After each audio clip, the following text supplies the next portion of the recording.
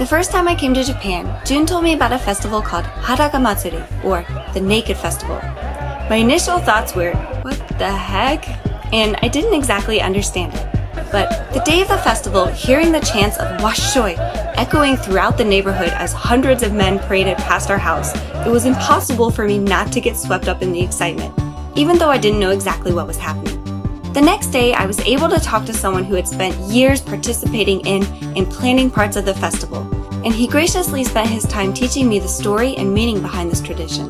The more I learned, the more I fell in love with this festival, and now I want to share with you what it's really about, so you can understand it too.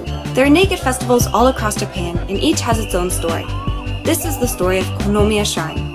Men from cities and shrines across the Owari area will form groups according to their region, and before the festival they'll produce giant stacks of mochi, as well as naoizasa, which is a long pole made of bamboo, tied to which are the wishes of people from their city.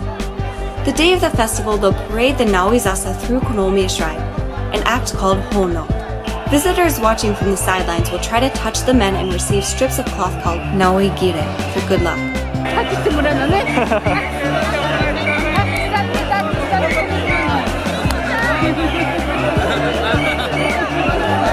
Yay! This year, some super awesome obasans helped me get 3.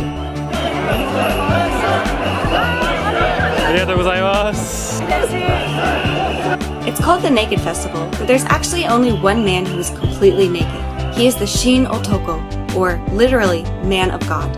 His entire body is shaved of hair, and he spends 3 days before the festival purifying himself with a diet of rice, takuwan, and hot water. He plays the role of a sacrifice, absorbing the bad luck and ills of every man who can touch him.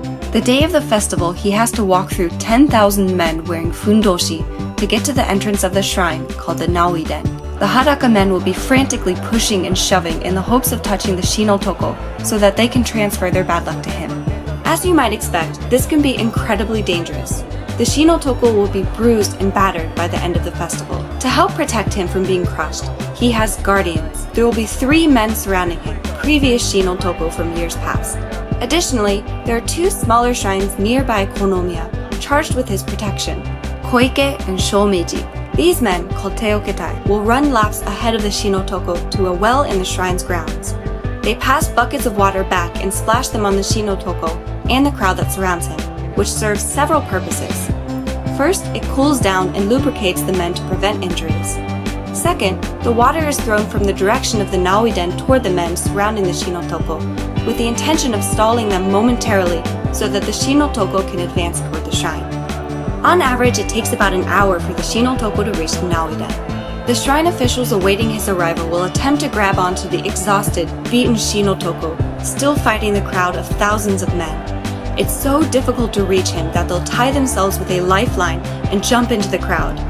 Everyone is wishing for the Shin Otoko to make it so badly that this final climatic event is filled with emotion and tension. And the moment he's finally lifted through the Naoiden, the almost 200,000 festival attendees erupt into cheer.